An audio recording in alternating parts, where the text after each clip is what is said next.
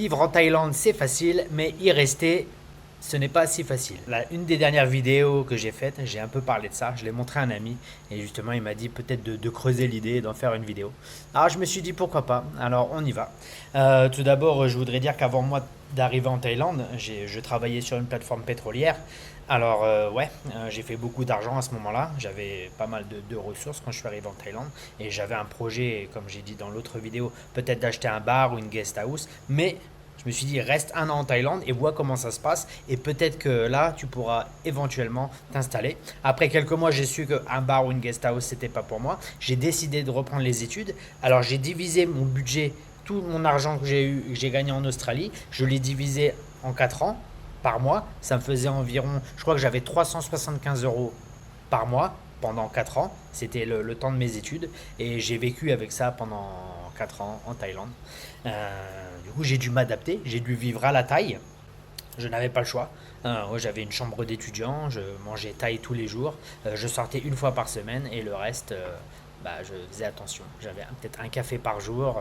Même si je devais acheter des chaussettes ou quelque chose comme ça, bah, je me débrouillais. J'arrivais même un peu à mettre de l'argent de côté. Je vivais vraiment à la Thaï. Vous savez bien que pour ceux qui vivent déjà ici ou si vous ne le savez pas, les Thaïs vivent vraiment à la cool sans énormément dépenser d'argent.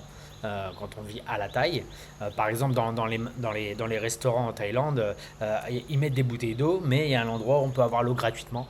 Ça paraît stupide, mais en fait, on peut boire de l'eau gratuitement. On n'a pas besoin de payer une bouteille. Si on fait le compte sur une année, bon, bah voilà, ça rend pas cher. Bon, c'est pas une vidéo pour dire comment vivre au moins cher possible, hein, loin de là. C'est juste pour vous donner un peu de contexte, comment j'ai appris à vivre à la taille. Aujourd'hui, je ne pourrais plus faire ça, évidemment. Et bah là, de toute façon, j'ai plus les mêmes moyens. Je travaille, j'ai deux boulots, j'ai une vie assez correcte, mais je vis un peu relax.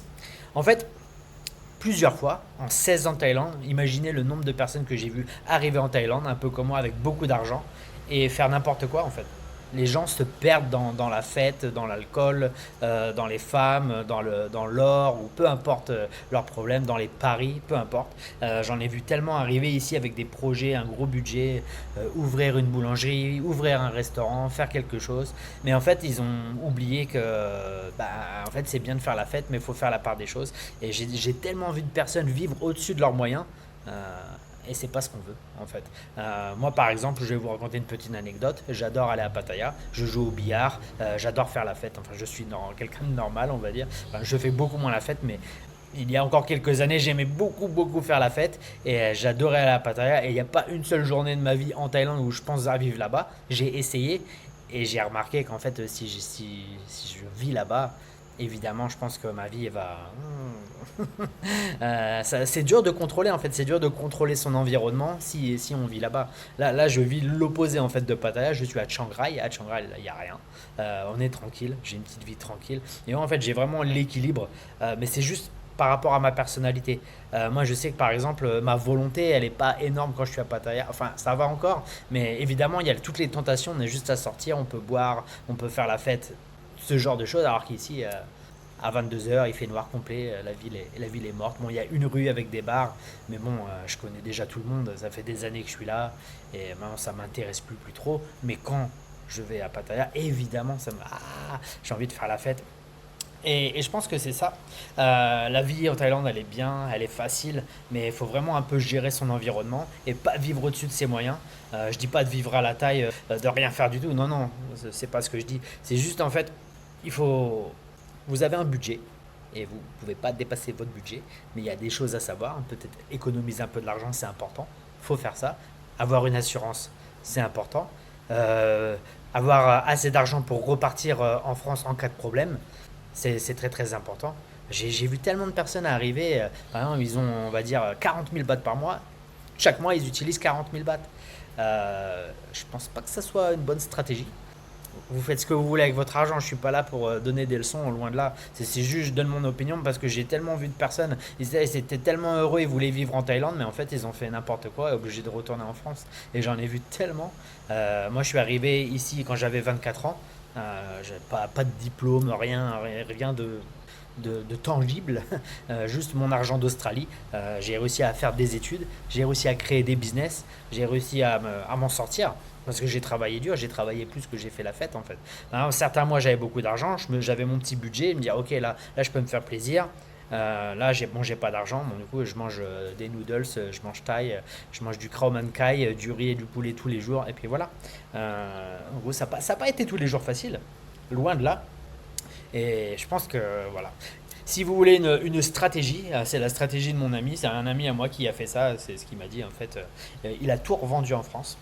Il a tout revendu, du coup il arrive avec pas mal d'argent. Ce qu'il a fait, c'est qu'en fait il est venu en Thaïlande en s'inscrivant sur un site qui s'appelle workaway.com. Il y a backpacker.com et workaway.com. Et en fait, il faisait du volontariat. Du coup, en fait, il vivait chez l'habitant, nourri, logé, blanchi, où tu travailles 3 4 heures par semaine, où tu donnes des cours dans une école gratuitement. Du coup, tu es nourri, logé, blanchi. Et pendant son temps libre, en fait, il créait un business en ligne. Et lui, en fait, il a créé le business que moi, dans lequel je travaille, c'est-à-dire je donne des cours en ligne. Euh, En fait, dans l'accompagnement dans lequel je travaille, c'est le premier lien dans la description. Vous pouvez réserver un appel découverte avec Jérémy, qui est le créateur de cet accompagnement. Moi, je suis coach dans cet accompagnement et créateur de contenu. Qu'est-ce que vous pouvez apprendre? Un profil optimisé, avoir déjà des ressources déjà préparées, comment des ateliers chaque semaine pour apprendre à donner des cours, et surtout une communauté où on s'entraide. Et je pense, à l'heure d'aujourd'hui, avec tous les business que j'ai fait et la vidéo que j'ai créée, 16 ans en Thaïlande, 8 jobs, où j'ai essayé plein de choses, la manière la plus rapide de faire de l'argent et d'avoir de la liberté, c'est de donner des cours en ligne, sous la condition que vous êtes intéressé par les langues, que vous êtes intéressé à donner des cours en ligne, mais aussi vous pouvez avoir peut-être, vous pouvez donner des cours de guitare, vous pouvez, et il y a plein d'options. Mais c'est une stratégie comme une autre. Vous pouvez faire ce que vous voulez.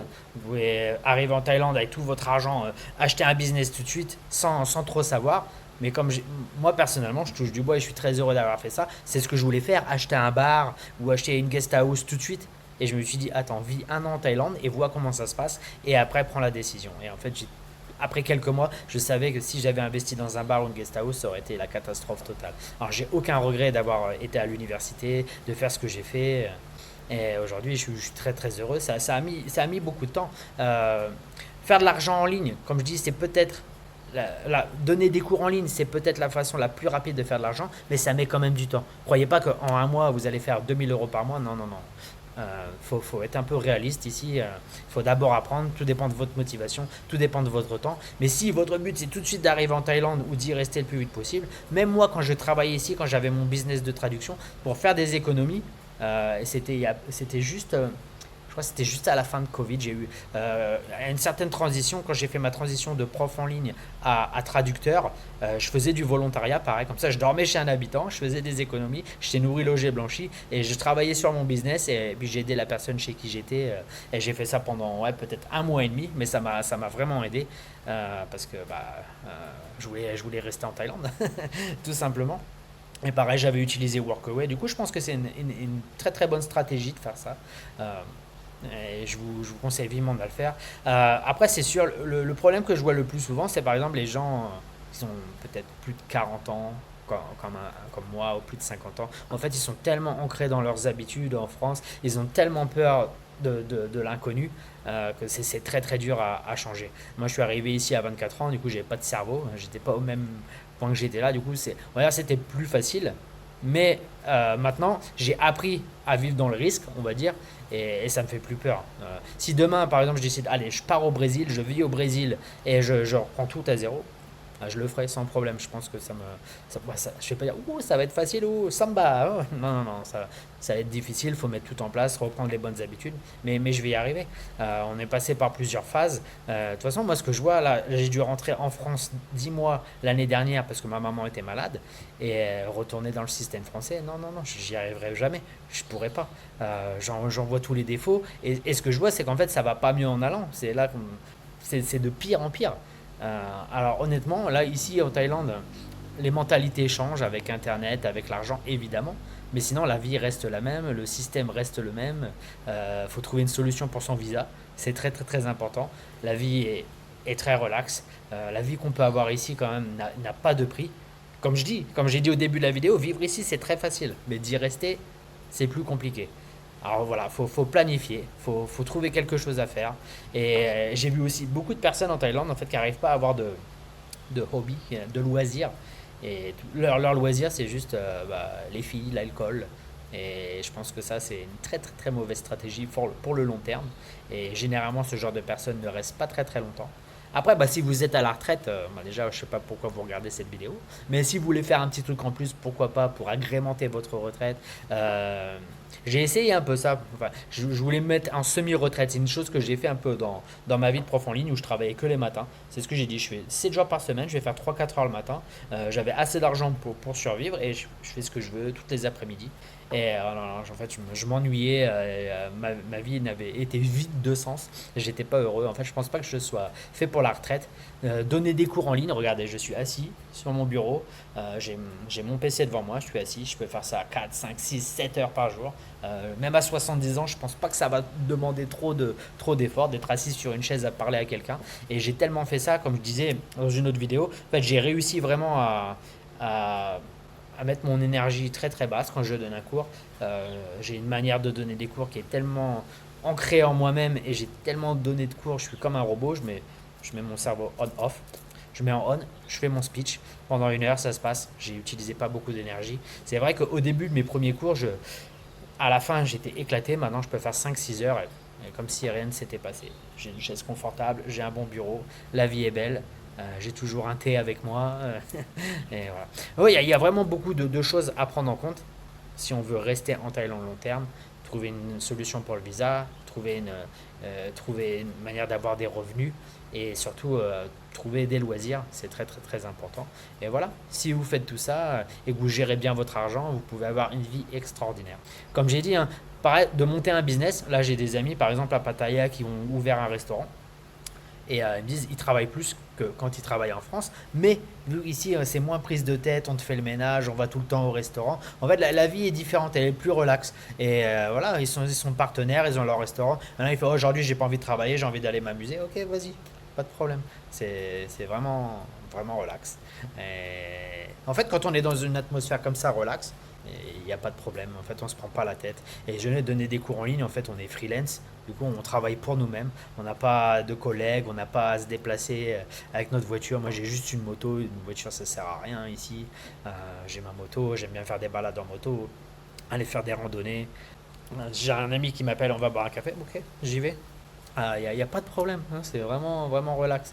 Et ça, je pense qu'on a perdu un peu ce type de vie en France, hein. C'est le stress, métro, boulot, dodo.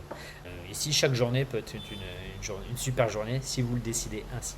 Voilà, on va pas trop continuer. Je pense que vous avez bien compris l'idée. Je vous souhaite une agréable journée et on se voit dans une prochaine vidéo. Salut, salut.